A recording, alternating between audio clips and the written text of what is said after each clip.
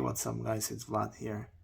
So it's been 2 years since I bought the Mach, and this was the first electric car that I purchased, and I was a little bit scared at the beginning about buying an electric car since it's a new experience and you don't know what to expect.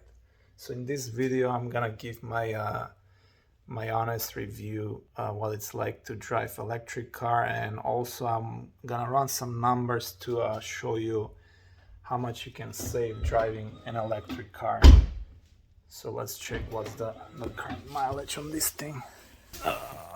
So we have 24,562 miles. So we're gonna run our math and we're gonna compare to the previous car that I owned, which was C300 Mercedes, and we'll see how much this baby have saved me in the last couple of years. So on the Mach, as I said, we passed 24,562 miles, and in terms of repairs, we didn't have any big repairs. I just paid $100 for alignment when we took the car for the first checkup.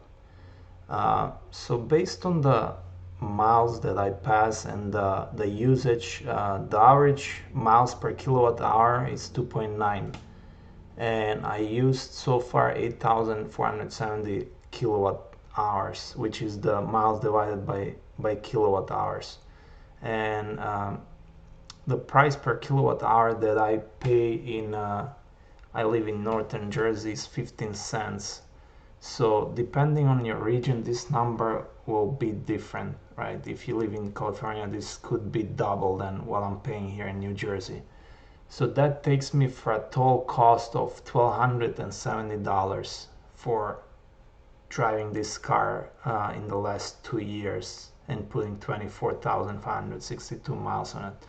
So the cost per mile, it's 5 cents, or MPG equivalent is 81.2 miles, which is pretty good.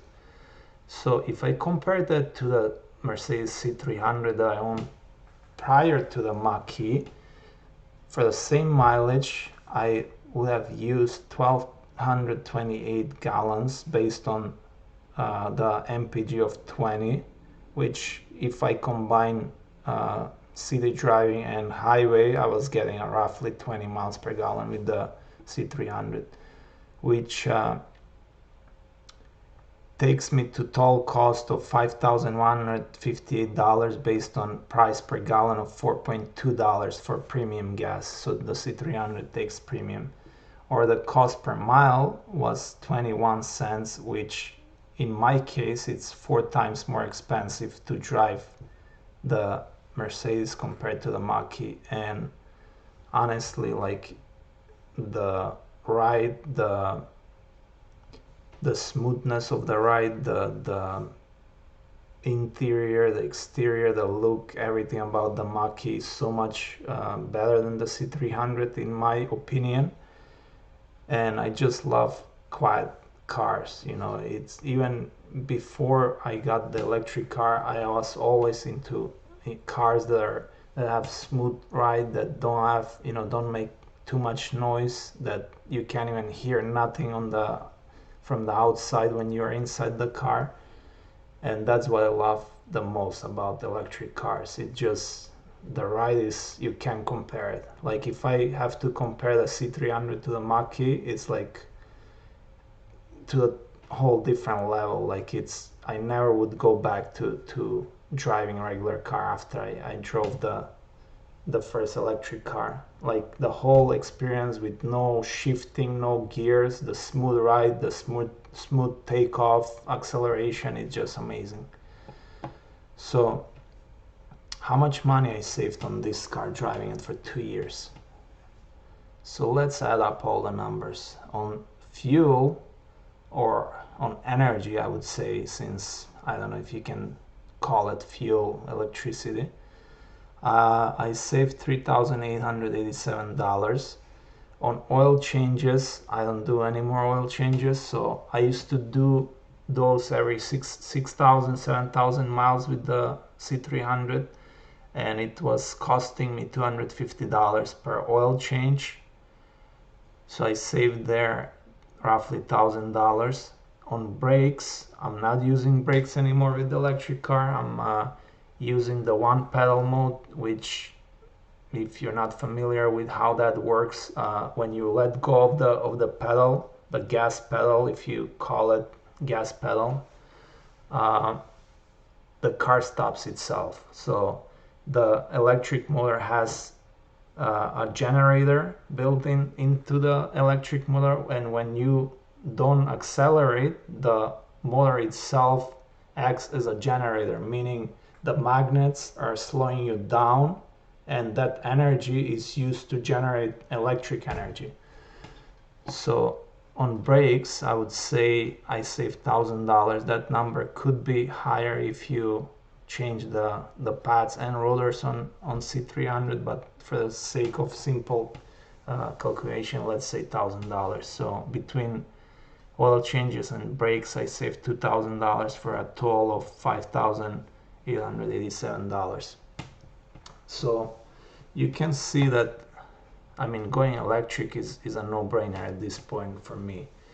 And as I said at the beginning, I was a little bit skeptical that, a lot of things will go wrong. This is a new technology. Like, they added so many, new computers, sensors, programs, and whatnot that can go wrong. But thankfully, so far, nothing went wrong. Like, this car has been very reliable for me. The only thing that I can say that I didn't like about not the Mach, but the whole Ford experience, I would say, it was when I bought the car, like a couple of months after I bought it, they sent me a letter that there is a recall for the glue that they use for the windshield, and I had to basically take the car. They're gonna take off the windshield and put new glue, since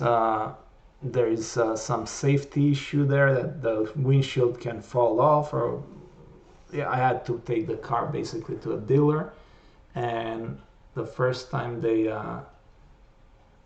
re-glued the windshield was leaking, so I had to take it back. And after a second time, they put the wipers wrong and they were falling off the windshield. And the third time, there was air coming inside, you could hear the air. So it took me like 4 times to fix this windshield. That's the only thing that I can say in the last 2 years that is negative about driving the Mach. Other than that, it's been very reliable car, and it's the best ride that, best car that I drove so far in my life, by far.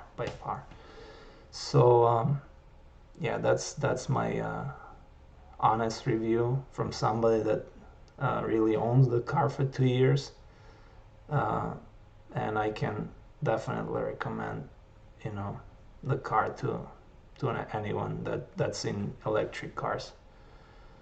So if you like the video, please subscribe and hit the like button. Thanks.